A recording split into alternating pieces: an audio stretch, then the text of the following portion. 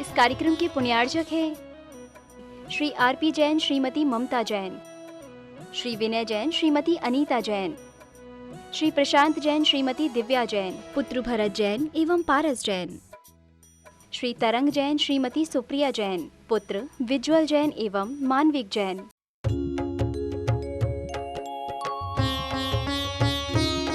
शंका समाधान।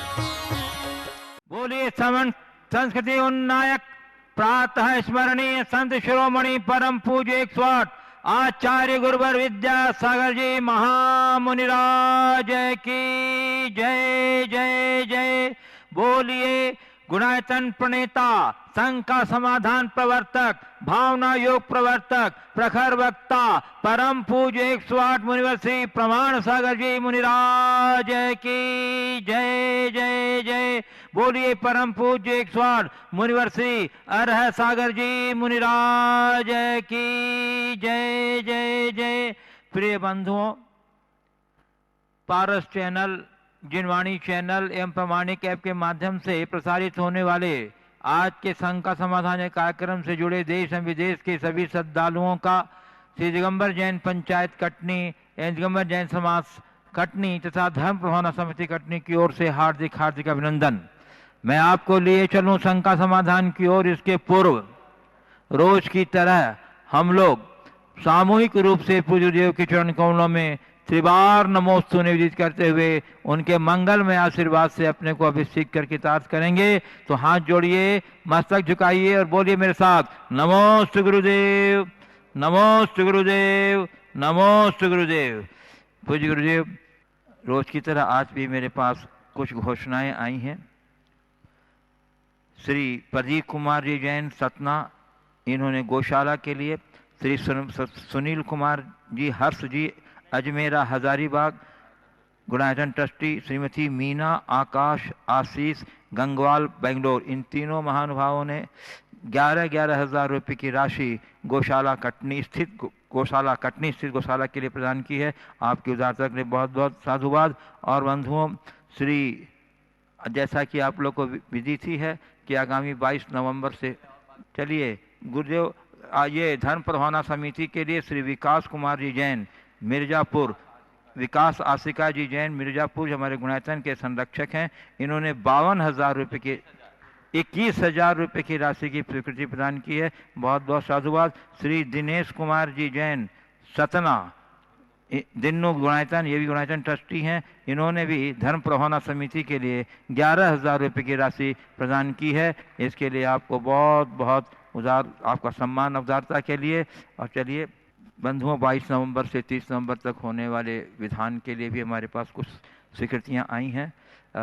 श्री महेंद्र जी सरावगी परिवार कोलकाता, इन्होंने शुद्ध भोजन व्यवस्था हेतु 51,000 रुपये की राशि की घोषणा की है। आपके उदारता का बहुत बहुत सम्मान करते हैं। और बंधु, इसी क्रम में श्रीमान महावीर प्रसाद जी, श्रीमती शकुंतला जी सेठी कोटा से शीत चक्र महामंडल विधान में 51,000 रुपये की राशि का सहयोग प्रदान की घोषणा दी है। हम आपके उदारता का बहुत बहुत सम्मान करते हैं। और बंधु, श्री सुभाष जी रेखा जी जैन गुणायतन ट्रस्टी अजमेर, इन्होंने 11,000 रुपये की राशि, श्री निर्मल जी उर्मिला जी गंगवाल अजमेर राजस्थान, श्री कैलाश चंद जी रोशनबाई खटोड़ डाबी जिला बूंदी, शारदा कमल चंद जैन सागर वाले चिंचवड़ पुणे, श्री रतन चंद जी मोदी विद्या मोदी मानव मोदी भोपाल, श्रीमती शिल्पी अमरदीप जैन भाग्योदय सागर, इन सभी महानुभावों ने 11,000 रुपये की राशि ये आगामी विधान के लिए द्रव्य सामग्री आदि के लिए प्रदान की है। हम आपकी उदारता का बहुत बहुत सम्मान करते हैं। और जो भी बंधु इस आगामी विधान में अपनी सहयोग राशि देना चाहते हैं वो अपना भेज। गुरुदेव, प्रथम प्रश्न है कुमारी मयूरी जैन का। वे वो कह रही हैं, हमारी पसंद और नापसंद का संघर्ष ही हमारे मन का सबसे बड़ा रोग है। महाराज जी, कैसे बचें इस रोग से, क्या करें कि इस रोग से बाहर आ जाएं? कृपया मार्गदर्शन करें। पसंद और नापसंद की संघर्ष ही हमारे मन का सबसे बड़ा रोग है। हाँ, आगे महाराज जी, कैसे बचें इस रोग से, क्या करें कि इस रोग से बाहर आ जाएं? पसंद और नापसंद ही हमारे मन का सबसे बड़ा रोग है। और आपने पूछा है इस रोग से कैसे बचे, तो एक ही बात है, अपने आप को पसंद और नापसंदगी से ऊपर उठाने की कोशिश करो। वस्तु के स्वरूप पर जिसका सही श्रद्धान हो जाता है वह पसंद और नापसंद से ऊपर हो जाता है।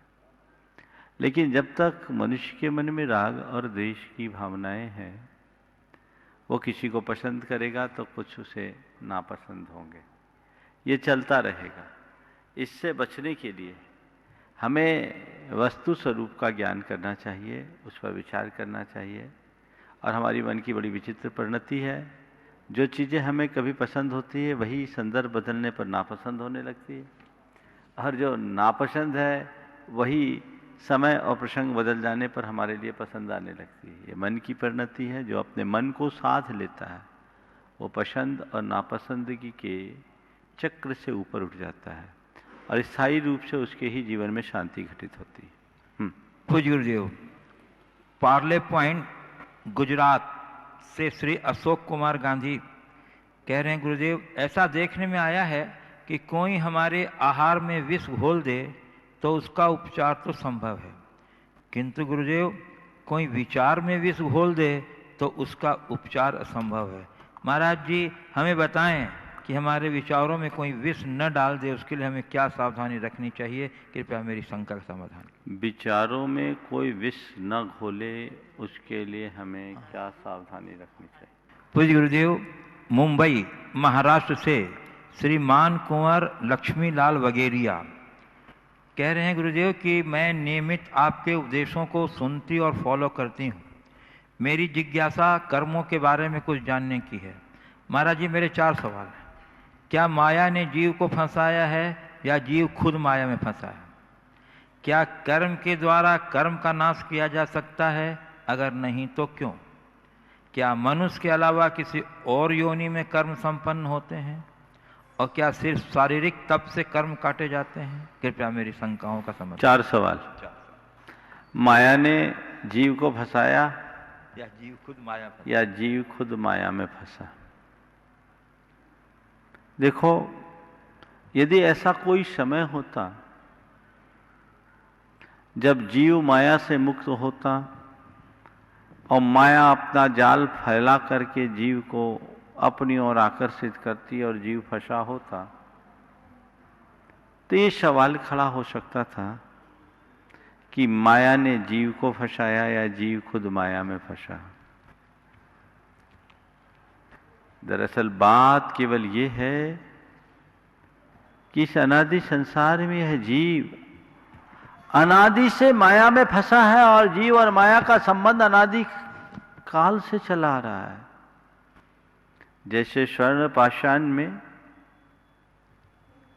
उसमें जो कालिमा और किट्टिमा है किसी ने मिश्रित नहीं किया, वो स्वभाव से उसके साथ जुड़ा हुआ है। लेकिन उस स्वर्ण पाषाण को तपा गला कर उसकी कालिमा किट्टिमा को उससे पृथक करके उसे शुद्ध बनाया जा सकता है, 100 टन सोना प्रकट किया जा सकता है। इसी प्रकार आत्मा और कर्म का अनादिकालिक संबंध है और उस अनादिकालिक संबंध के कारण अनादि से कर्म और आत्मा दोनों ही मिले आ रहे हैं। और ये संसार की लीला न अकेले कर्म की है न अकेले आत्मा की है, कर्म और आत्मा के दोनों के संयोग का खेल ही संसार है। ये दोनों चले आ रहे हैं और उनके कारण ये संसार का खेल चलता आ रहा है। इसलिए कर्म और आत्मा के खेल से बचने के लिए हमें ये जानना जरूरी है कि मैं कौन हूँ और मेरा क्या है। तो माया ने हमें नहीं फंसाया, हम माया में नहीं फंसे, लेकिन ये बात सही है कि हर संसारी प्राणी आज फंसा हुआ है, अनादि से फंसा हुआ है। जिस दिन उसे ये समझ में आए, अपनी आत्मा में जागृति लाए, तो वह इस बंधन को समाप्त कर सकता है। दूसरा सवाल, कर्म कर्म का नाश किया जा सकता है, अगर नहीं तो क्यों? कर्म के द्वारा कर्म का नाश किया जा सकता है। अगर कर्म का एक अर्थ हम पुरुषार्थ लें तो हम कह सकते हैं कर्म के द्वारा कर्म का नाश किया जा सकता है।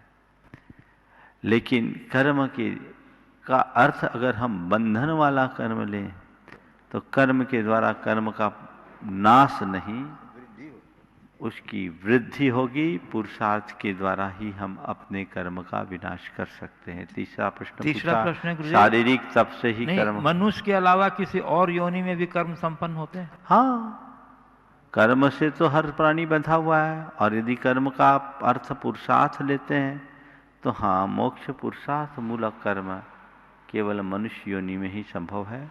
और चौथा सवाल किया, क्या केवल शारीरिक तप से कर्म काटना संभव है? तन को सुखाने से कर्म नहीं कटता, मन को रमाने से कर्म कटता है, समता से कर्म कटता है। शारीरिक तप हमारी क्षमता की वृद्धि में सहायक है, इसीलिए उसे तप माना गया। लेकिन ध्यान रखना, दूध को तपाने के लिए बर्तन को तपाना पड़ता है। बर्तन पहले तपता है, दूध बाद में। लक्ष्य बर्तन को तपाने का होता है या दूध को तपाने का? दूध को तपाने का। आत्मा को तपाने के लिए शरीर को तपाना पड़ता है। इसलिए तो केवल बाहरी साधन है, उसे उस रूप में मानकर चलना। लेकिन खाली बर्तन को तपाना भी कहाँ की समझदारी है? तो केवल देह दंडन की क्रिया से कर्म नहीं करते, आत्मशुद्धि का पुरुषार्थ ही कर्म काटने में मददगार बनता है।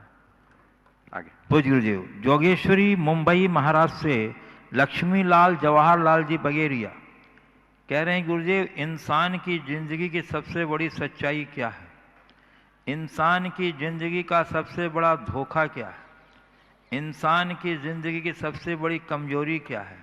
और परिवार में प्रेम बनाए रखने के लिए अनचाही परिस्थिति उपस्थित होने पर इंसान क्या करे? धोखा क्या है? कमजोरी क्या है? सच्चाई क्या है? सच्चाई क्या है?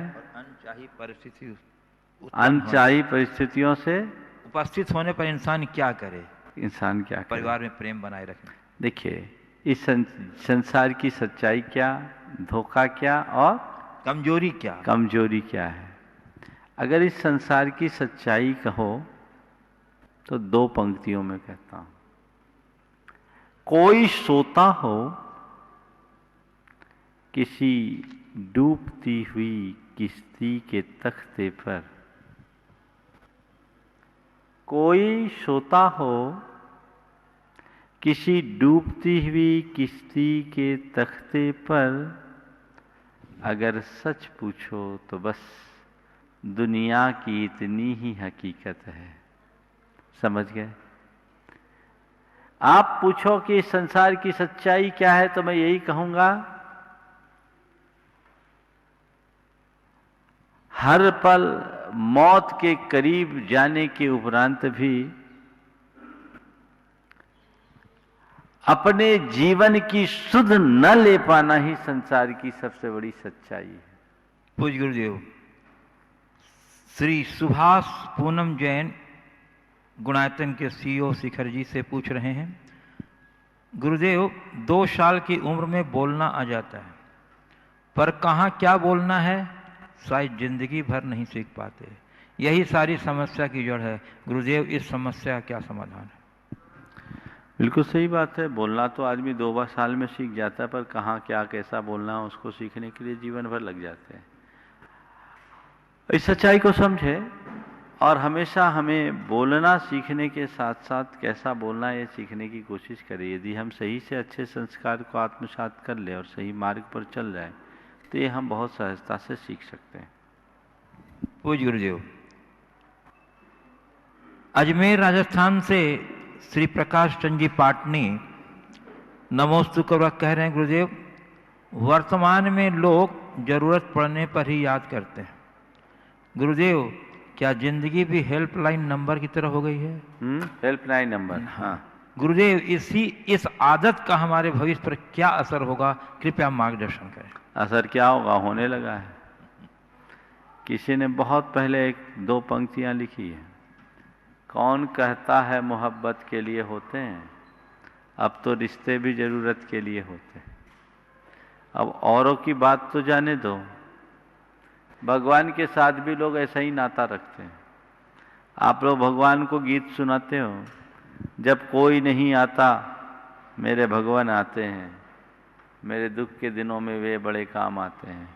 तो भगवान भी सोचते हैं हमको भी स्टेपनी बना के रखा, जब कोई नहीं आता तब आते।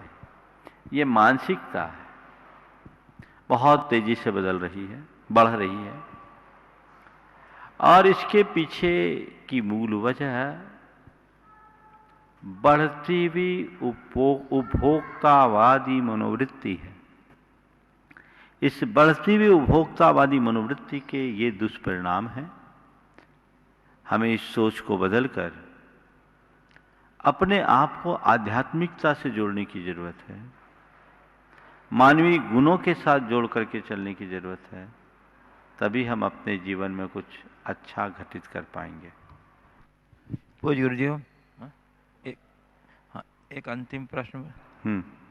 कटनी मध्य प्रदेश से श्री सेठ सुभाष जी जैन धर्म भावना समिति के निदेशक पूछ रहे हैं, गुरुदेव महाराज जी दीपावली आ रही है, क्या इसलिए कि हम साल भर के हिसाब किताब के खाते को बंद कर दें, और उसके साथ हम लोग जो अपने दिमाग में वर्ष भर का कचरा इकट्ठा करते रहते हैं उसके हिसाब किताब के वही खाते बंद कैसे करें जिससे हमारी मन आगे नई ताकत के साथ जुड़ सके।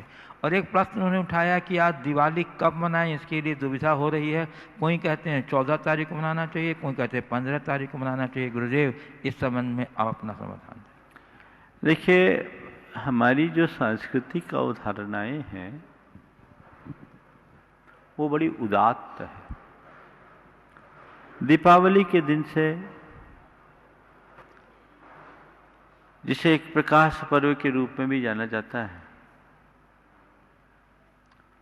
एक नई शुरुआत की हमारे यहाँ परंपरा है।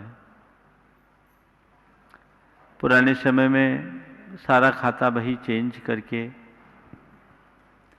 नया सब कुछ शुरू किया जाता था। अब चूंकि वित्तीय वर्ष 1 अप्रैल से शुरू होने लगा, इसलिए कुछ परिवर्तन है, लेकिन फिर भी आज भी बही खाता को प्रारंभ करने की, उसमें लिखने की शुरुआत तो दीपावली से आज भी लोग करते हैं। अपने यहाँ कहते हैं लोग बही की पूजा होती है। इसके पीछे की भावनाओं को समझिए। आपने बिल्कुल ठीक कहा कि अपने अंदर का सारा कूड़ा कचरा भी हमें बाहर करना चाहिए। जैसे घर की आप सफाई करते हैं वैसे ही मन की भी सफाई करनी चाहिए, और मन की सफाई करके दीपावली के दिन से अपने जीवन की एक नई शुरुआत करने का संकल्प जगाना चाहिए। आप देखिए, आप लोग अपनी बही में क्या लिखते हैं? शुभ लाभ। कभी इसके विषय में सोचा क्या है? शुभ लाभ क्यों लिखते हैं? कभी आपने सोचा? ये शुभ और लाभ भारतीय संस्कृति की बड़ी सशक्त अभिव्यक्तियां हैं। शुभ, मंगल, कल्याण, पुण्य, पवित्रता और क्षेम का प्रतीक है। हमने कभी केवल लाभ को इष्ट नहीं माना, लाभ के साथ उसका शुभ होना भी जरूरी है। हम अशुभ लाभ नहीं चाहते हैं, शुभ लाभ। समझ गए? तो जब हम शुभ लाभ लिख रहे हैं तो अंदर भी उसे अंकित करना चाहिए और अपने मन में एक प्रतिबद्धता जगाना चाहिए कि मेरे जीवन में शुभ हो तो मेरा लाभ भी शुभ हो। साधन की शुद्धि से ही साध्य की शुद्धि होगी। ये दृष्टिकोण शुभ का लाभ हो, यह भी इसके साथ जुड़ा जा सकता है। तो जीवन में बड़ा बदलाव आएगा।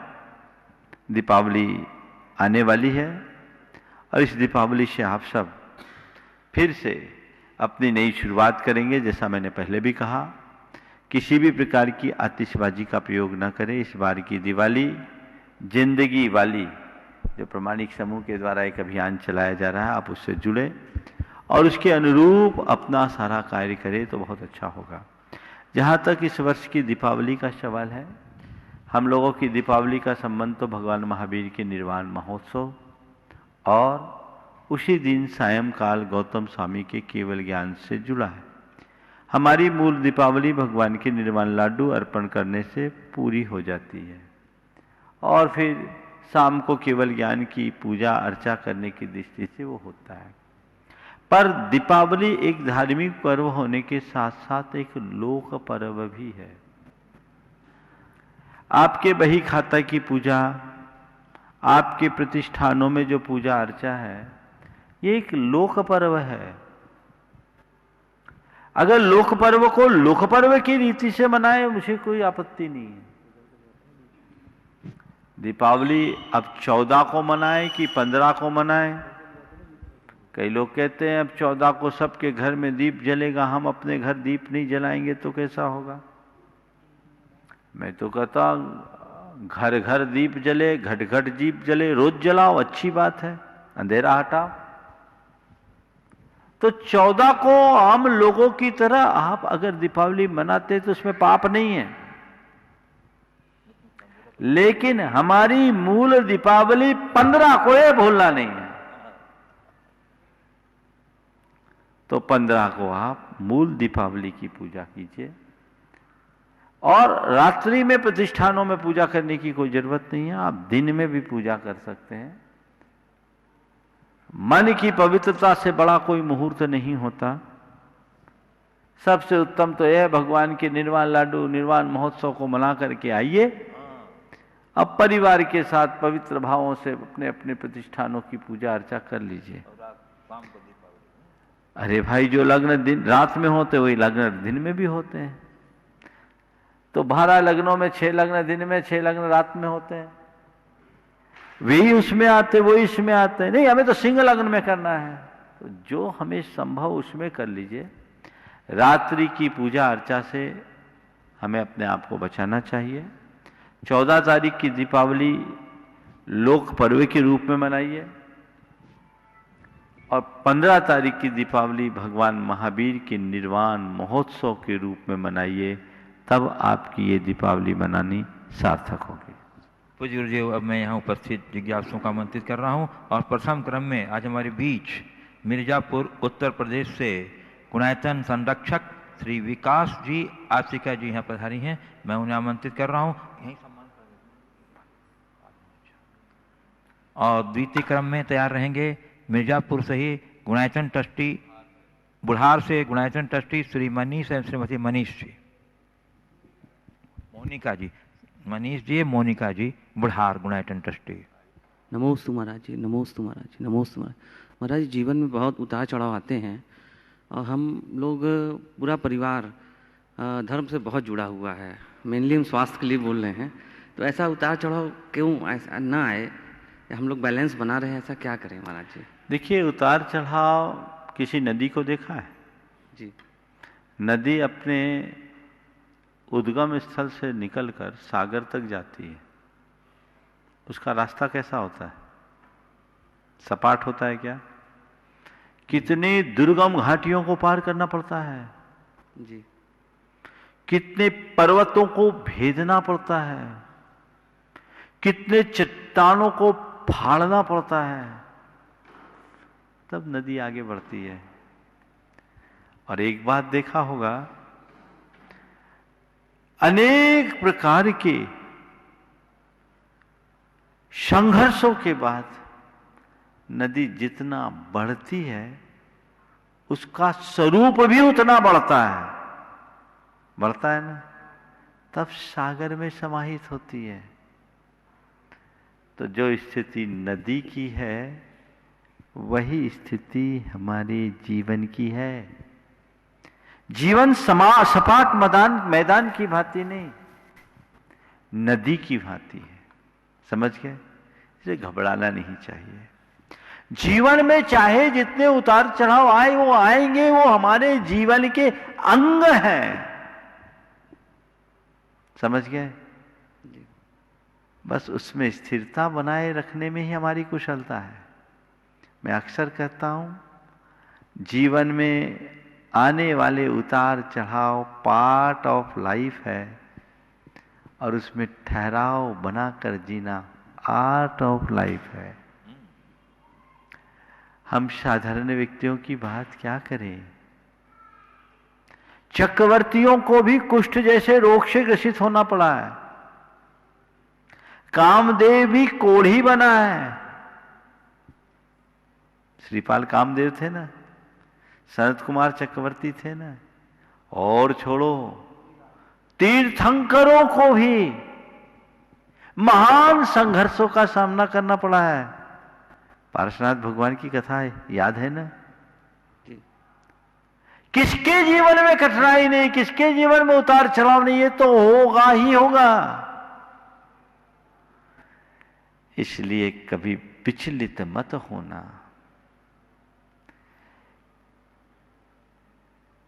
ये होगा, मुझे चलना है।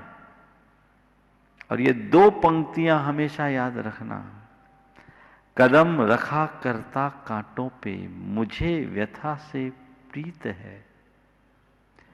कदम रखा करता कांटों पे, मुझे व्यथा से प्रीत है। और विपदाओं में मुस्काना ही जीवन का संगीत है। घबराओ मत। जीवन में आगत ऐसे अवसरों को समस्या मत मानो। जीवन में आगत ऐसे प्रसंगों को एक समस्या की तरह मत देखो। अगर देखना ही है तो ये समझो कि ये मेरे लिए एक तपस्या है। उसे एक तपस्या मानो, स्वीकार करो। सारे कर्म कट जाएंगे और जीवन पलट जाएगा। इसलिए घबराना नहीं, हिम्मत रखना। और कितने भी कर्म के आघात आए, मन में एक ही बात सोचना है, प्रभु जितना कर्म है यहीं झड़ जाए, ताकि मेरा अंदर का सारा अकाउंट सेटल हो जाए। ये दृष्टिकोण रखो, तभी आप अपने जीवन में कुछ अच्छा कर पाएंगे। गुणायतन ट्रस्टी श्री मनीष मोनिका जी बुढ़ार, और उसके बाद तैयार रहेंगे गुणायतन ट्रस्टी राय सेठ चंद्र कुमार जी सुनीता जी जबलपुर। नमोस्तु महाराज जी। महाराज जी, मेरा प्रश्न ये है कि मैं 10th क्लास में आ गया हूँ और मुझे आगे पढ़ाई के साथ धर्म करना है, तो मुझे क्या करना चाहिए? बहुत अच्छा है, 10th क्लास में आ गए, पढ़ाई के साथ धर्म करना है, करोगे। जहाँ भी पढ़ने जाओगे अपनी अनुकूलता के अनुसार पढ़ाई करो, कोई दिक्कत नहीं है।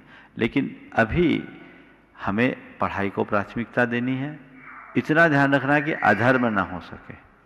जो हमारी धार्मिक मर्यादा है उसको कभी खंडित मत करना, और ऐसी जगह जाना नहीं कि तुम्हारा सारा धर्म छूट जाए, तब जीवन अच्छा कर पाओ। श्री मनीष जी मोनिका जी बुढ़ार गुणाचन ट्रस्टी जल्दी। और उसके बाद श्री गुणाचन ट्रस्टी राय सेठ श्री चंद कुमार जी सुनीता जी जबलपुर। गुरुवर नमोस्तु नमोस्तु नमोस्तु।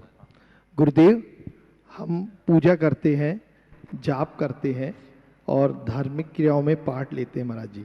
उसका हमारे जीवन में क्या असर पड़ता है? हम उसकी कसौटी कैसे माने कि वो चीज़ें हमारे ऊपर असर कर रही है? हमारे व्यक्तित्व में क्या कुछ चेंजेस होते हैं? किस टाइप से होते हैं महाराज जी? कृपया मार्गदर्शन। देखिए, धार्मिक क्रियाएं चाहे पूजा पाठ, जाप, व्रत, उपवास आदि कोई भी क्रिया है, अगर हमने उसे सही तरीके से किया है तो निश्चित तौर पर उसका असर हमारे जीवन में घटित होता है। हमने शास्त्रों में पढ़ रखा है, गुरुओं से सुन रखा है कि ऐसा करने से पुण्य का बंध होता है। ये सब पुण्य वर्धक क्रियाएं हैं, यही मान के करते हो ना। कभी अनुभव किया कि इन क्रियाओं को करते हुए मैंने कुछ पुण्य बांधा या नहीं किया? कैसे अनुभव हुआ? महाराज जी, अनुभव तो रहा कि बहुत विपत्ति के समय भी मैंने धर्म क्रियाओं को छोड़ा नहीं महाराज जी। सिर्फ एक ही चीज मेरे साथ थी, जिनवाणी और बस, और आपका दिया हुआ आशीर्वाद और जाप महाराज जी। उसके अलावा मैंने अच्छे से अच्छे विपत्ति के समय सिर्फ उसी से मैंने पार लगाया अपना। बहुत सुंदर, ये तुम्हारा बहुत अच्छा अनुभव है। अब विपत्ति में संबल देते हैं, लेकिन मैं एक दूसरी बात कह रहा हूं।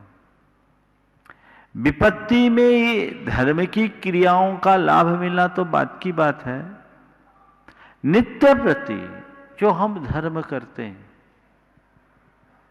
उसका असर हम पर पड़ता है कि नहीं, हमें यह भी जांचना चाहिए। हम कहते हैं कि धर्म करने से पुण्य बंधता है। रोज पूजा पाठ करते हो, निकलते समय क्या एहसास लेकर जाते हो? कितना पुण्य बांधा, कितना पाप जलाया? कुछ नहीं। तो फिर पूजा का मतलब क्या है? बंद कर दो। वो तो केवल कोरी रूटीन है। कैसे पूजा करें मैं आपको बताता हूं। अगर तुमने शुद्ध मन से पूजा की है तो तुम्हारे जीवन में पुण्य आएगा, और पुण्य का पहला अर्थ पवित्रता है।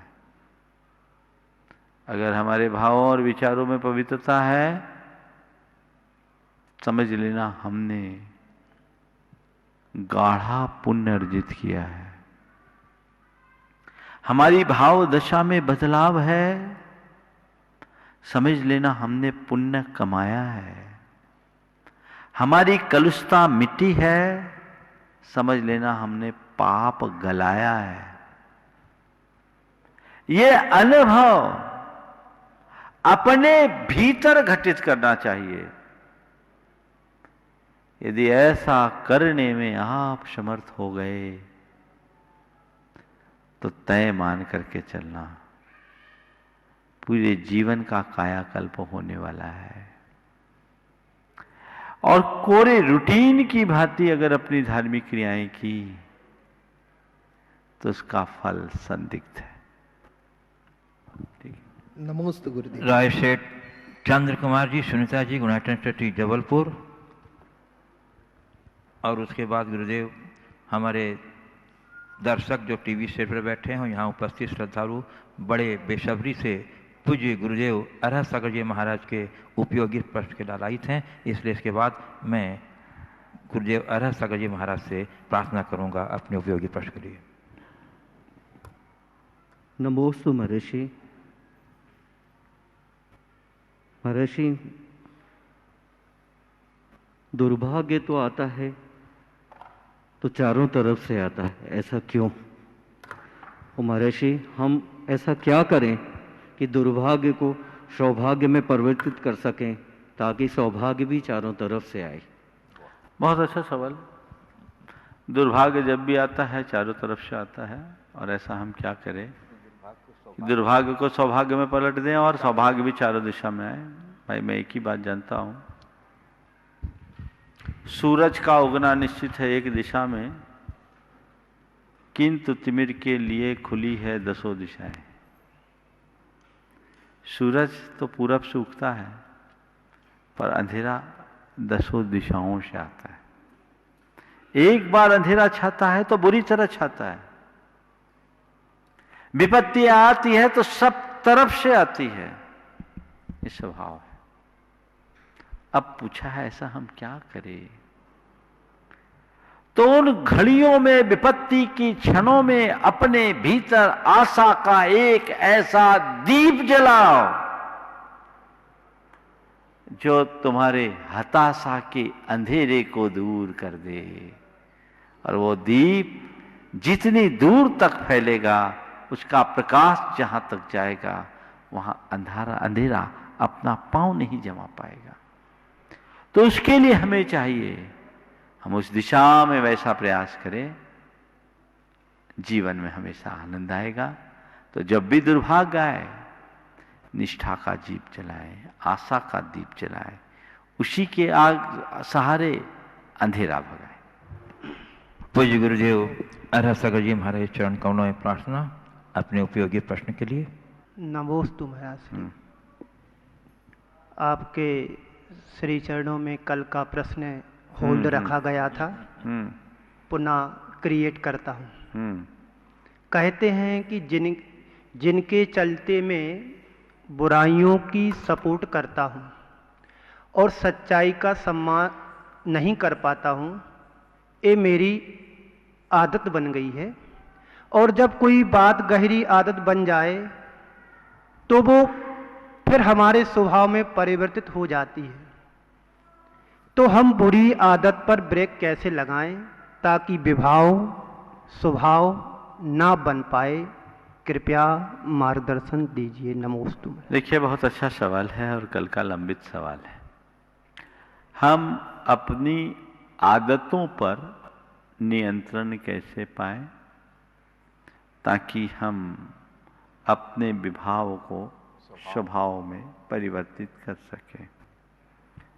सबसे पहली बात, कोई भी आदत या लत बनती कैसे है? कोई भी आदत या लत बनती कैसे है? किसी भी कार्य के लिए हमारे मन की अलग अलग अवस्थाएं होती है। जब पहली बार उसके प्रति आकर्षण होता भी है तो मन एक बार रुकता है, फिर उस मन को हमें कोई और दूसरा प्रेरित करता है या और कोई निमित्त बनता है तो उसके प्रति दोबारा आकर्षण होता है। आधे अधूरे मन से हम उसके साथ जुड़ते हैं। फिर यदि तीसरी चौथी बार यदि वैसा कोई निमित्त और आता है तो उस कार्य के लिए हमारा मन सहज रूप से तैयार हो जाता है। और जब सहज रूप से तैयार हो जाता है और हम निरंतर उसे करने लगते हैं तो वही फिर हमारी सहज आदत या प्रवृत्ति बन जाती है। जैसे किसी रास्ते से लोग गुजरते हैं, एक बार गुजरे, हल्के फुल्के घास फूस पर उसका प्रभाव पड़ता है। दूसरी बार, तीसरी बार, चौथी बार, पांचवी बार निरंतर उसी रास्ते से जाए तो हमारे पदाघात से सारी घास फूस छील जाते हैं और वह पगडंडी बन जाती है।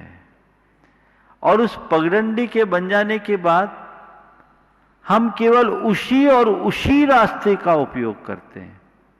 बार बार बार बार केवल उसी रास्ते से आना जाना करने लगते हैं। समझ गए? तो उससे हमारी आदत बन जाती है। जैसे किसी व्यक्ति ने किसी को धूम्रपान करते देखा, मन में सूक्ष्म आकर्षण हुआ, लगातार कोई उसके सामने ऐसा करता जा रहा है तो वो हमारे अंदर एक आकर्षण उत्पन्न करता है। 4 स्थितियां हैं मनोविज्ञान की भाषा में: चेतन योग्य, चेतन अयोग्य, अवचेतन योग्य और अवचेतन अयोग्य। एक दूसरा उदाहरण देता हूं। एक व्यक्ति ने किसी को साइकिल चलाते हुए देखा, उसके मन में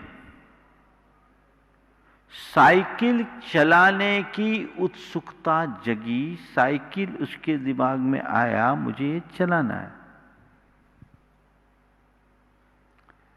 अब ये अवचेतन अयोग्य है। फिर किसी की साइकिल देखी, तो उस साइकिल को उसने छुआ, देखा, मन में उसके प्रति और गहरा आकर्षण हुआ। ये चेतन अयोग्य है।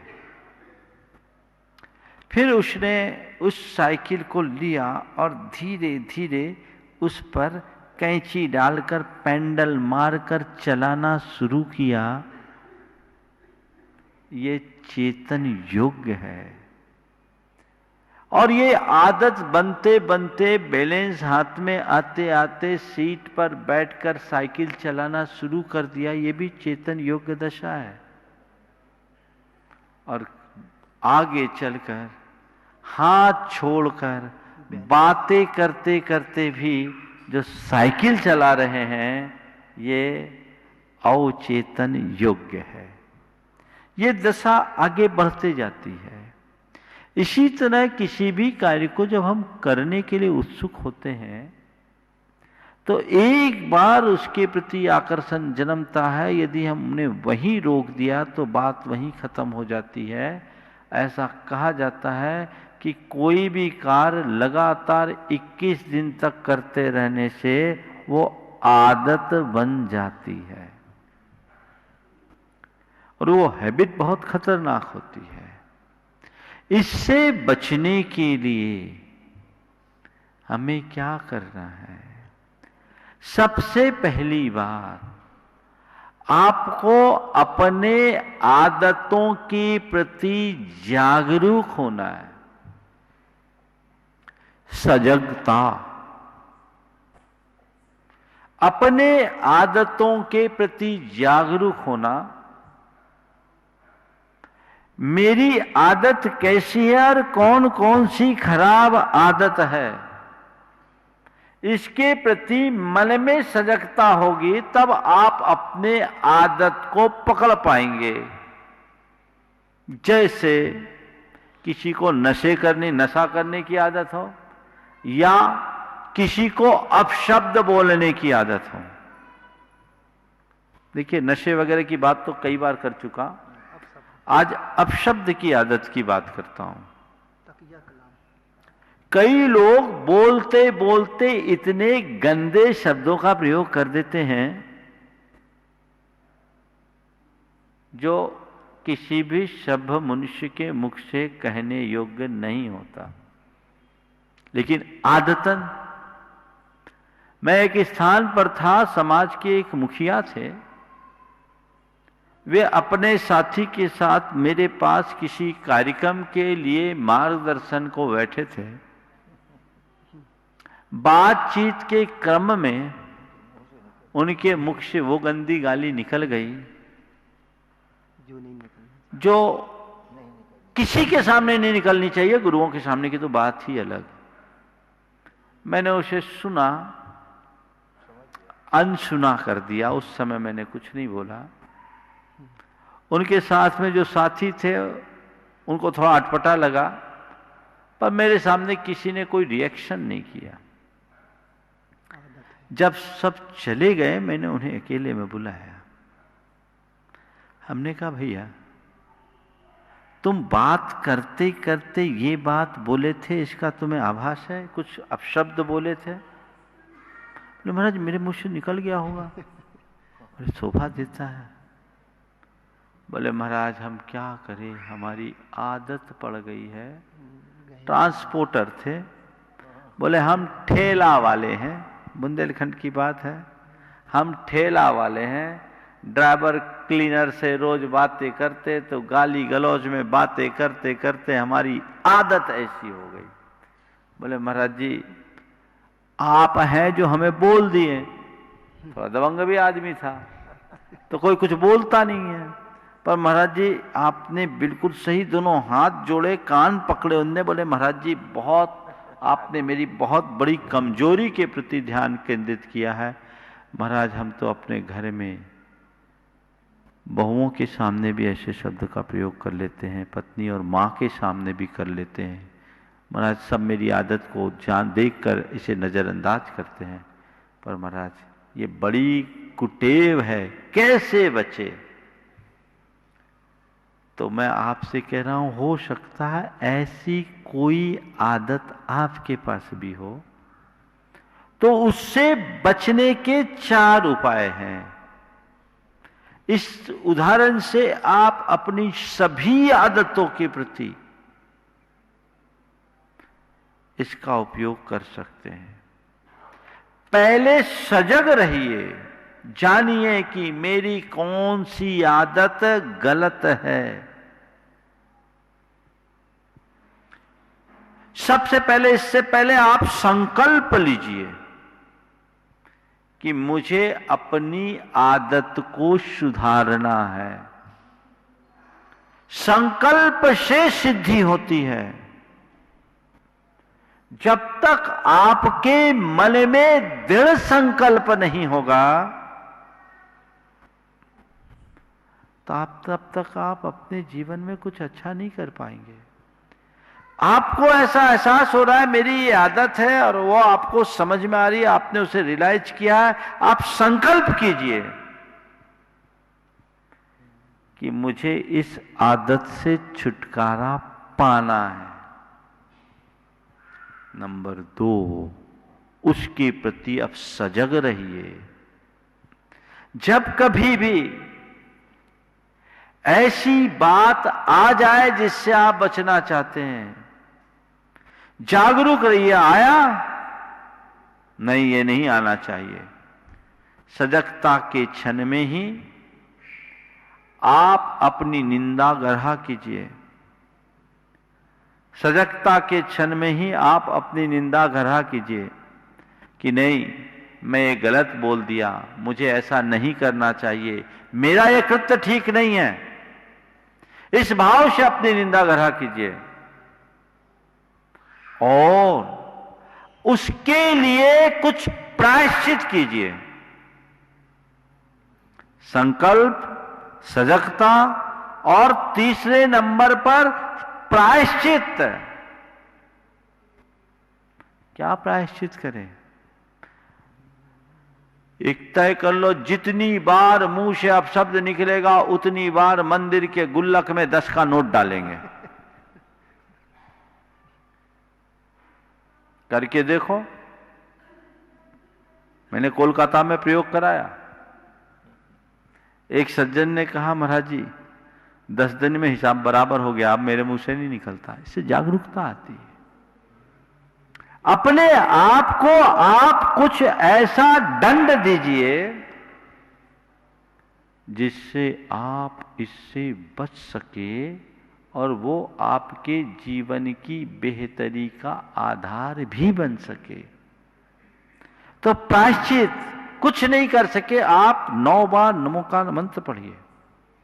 जैसे आपको अपशब्द निकला कि मैंने अपशब्द बोला, मैंने क्रोध किया या मैं ट्रैक से नीचे आया, ये आप करके देखिए। और चौथी बात जो बड़ी महत्वपूर्ण है, आत्म सुझाव दीजिए। निरंतर अपने आप के लिए कुछ ऐसे सुझाव दीजिए जो भावना योग का एक महत्वपूर्ण अंग है, जिसे प्रत्याख्यान कहते हैं इनर रेजोल्यूशन के रूप में। आत्म संकल्प, भावी जीवन को सुंदर बनाने का संकल्प, प्रतिज्ञा। आपने एकदम तय कर लिया, आप शब्द बोलते हैं तो आप उसकी जगह मुझे क्या नहीं बोलना ये नहीं बोले, मुझे क्या बोलना है वो बोले। मुझे सही बोलना है, मुझे सुंदर बोलना है, मुझे सही बोलना है, मुझे सुंदर बोलना है, मुझे मीठा बोलना है, मुझे अच्छाइयाँ अपनानी है, मुझे अच्छाइयाँ अपनानी है, मुझे अच्छाइयाँ अपनानी है। ऐसे कुछ आत्म संकल्प यदि अपने मन में डल जाए तो जीवन निहाल हो जाए। तो ऐसे आदतों से हम मुक्ति पा सकते हैं। समय आप सबका हो गया, यहीं पर विराम।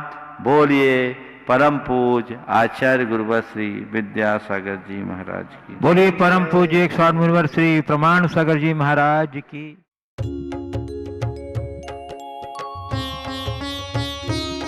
शक का समाधान।